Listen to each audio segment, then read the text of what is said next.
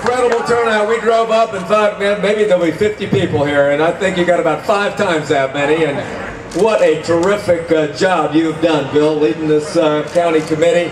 Thank you so much for this extraordinary turnout here on this fall afternoon. It's hard to believe we're just 5 days away from victory, but I can tell you this, we are ready to lead if you are ready to win. Are you ready to get this great? Wow, is it good to see all this red, white, and blue? And you know, we're kind of wondering about what direction Franklin County wanted to go, and then I looked back there and I saw that beautiful sign. It says no left turn. I tell you, you elect us, there'll be no left turn in Virginia.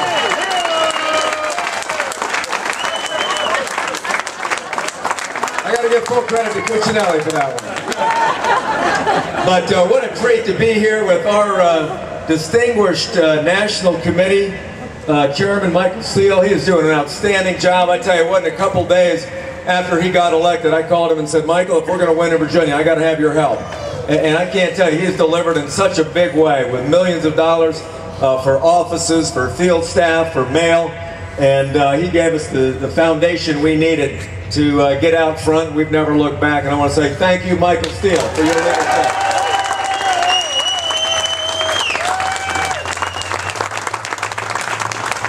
And I couldn't be any more honored to be your candidate for governor, serving on a team with both Bill Bolling and Ken Cuccinelli. Bill's sacrificial act 18 months ago to work together as a partnership to lead Virginia back into the Republican column has made all the difference. No one's done more to unify our Republican Party than Bill Bolling.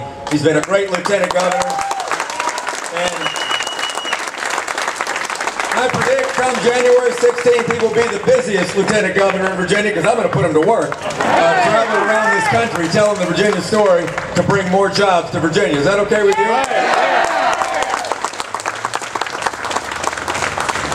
And Ken Cuccinelli, one of the brightest lawyers in the Assembly, a man that really understands the Constitution, including all 10 amendments to the Constitution. And he's going to be a great lawyer for the governor.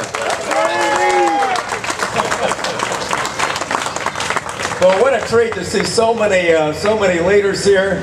Your sheriffs, some of your supervisors, Mr. Johnson getting ready to get elected here soon.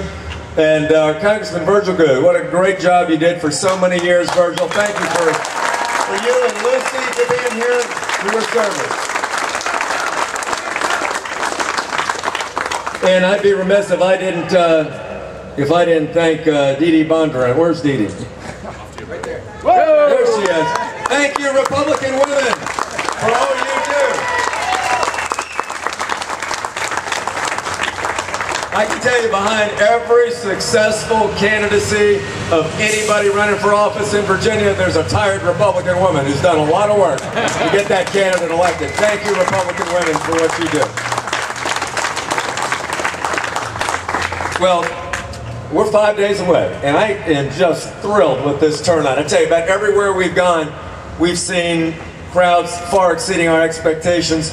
Sometimes as many as a third or more of the people have said that they're there for the first time, their first campaign, first time they've ever got involved in a political campaign. And I tell you, that's so exciting. It tells us that we're on the right track and that what we're doing, along with your great candidate here, Charles Poindexter, is something that is making a difference in Virginia. I really believe that this campaign is all about the heart and soul of the free enterprise system. What do we believe? How are we going to turn this economy around? There's one side that says, well, if we just raise taxes and have more regulation and have federal solutions like card check and cap and trade and unfunded mandates and nationalizing the healthcare system and more debt, that's going to lead our way to prosperity. But there's a whole other way. And that's your team behind us. So we believe in limited government and low taxes and limited regulation and strong right to work laws and great universities and allowing the private sector and the free enterprise system to thrive, where everybody can use their individual God-given talents to work hard and pursue the American dream. I think that's the Virginia way to lead us back to prosperity and economic opportunity.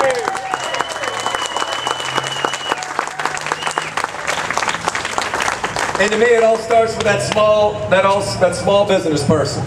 the entrepreneur, the risk taker, the person that believes in free markets. 75% of all these jobs. Hi, how you doing? November 3rd, please vote. Hey! It starts with that entrepreneur that wants to create those dreams and opportunity for themselves and their families and their fellow citizens. That's why I'm so excited that all three of us have gotten the endorsement of the National Federation of Independent Business, the Good Housekeeping seal of approval for small business people and entrepreneurs, and we're going to lead the way back with small business.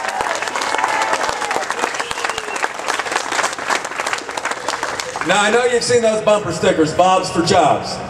I hope you get those around. That's all we want people to remember when they vote next Tuesday. If they remember that, I think we do well. But we do believe that we've got to put a premium on economic development to be able to draw more companies like the Hiltons and Ultras and Rolls Royces to Virginia. To make Virginia the energy capital of the East Coast. Gosh, we've got coal and natural gas. We need more nuclear power. We've actually got the audacity to think Virginia should be the first state to drill off the coast for oil and natural gas. To provide more energy independence for this country, and then use some of our great entrepreneurship to have more wind and solar and biomass and biodiesel and the other things that are going to be great. We want to see our schools get better with innovation in math and science. We want more money to the classroom and less into administration. We want more young people to live the American dream by going to our great community colleges and our four-year universities at a lower price. Tuition's out of control. We got to arrest that to allow more people access to our great universities. We want to spend your money more wisely. Is there anybody here that doesn't think we spend enough money in government? I didn't think so. Okay, I just want to make sure I wasn't at a Democratic rally. But I know everywhere I go, Virgil, you've heard it too, we want more accountability, more transparency. Government's got to be more user-friendly. Spend your money more wisely. $122,000 of national debt per family is not acceptable. It's not sustainable. We've got to make government work better for you. So that's the kind of leadership that Bill and I and Ken and Charles and your Republican team will bring to bear if you are working hard these next 5 days to make sure we're reelected. We're working. Now, I wanted to say that I see a lot of veterans here. I see a lot of hats, people that have understood the price of freedom, people that understand that the red on that American flag stands for the blood of patriots. And I know that we've got someone here especially that understands that in a unique way. I know Dana and Daryl Kubasek are here. They've gotten to be friends of mine over the last couple of years. Their son Jared lost his life in Iraq in 2005 in service to the United States of America. I was with them at the Franklin County Memorial Day service not long ago where we honored your son. And we honored him a couple years ago by placing his name on the Wall of Honor at the Pocahontas building in Richmond, where we will forever remember his sacrifice to this country.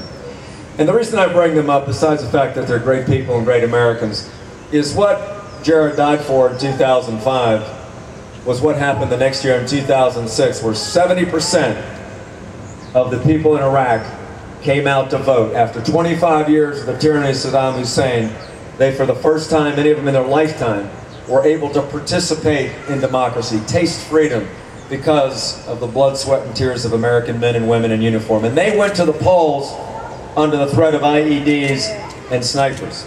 Yes. And yet in America, in 2005, only 47% of the people showed up to vote for Bill Bolling and I and Jerry Kilgore.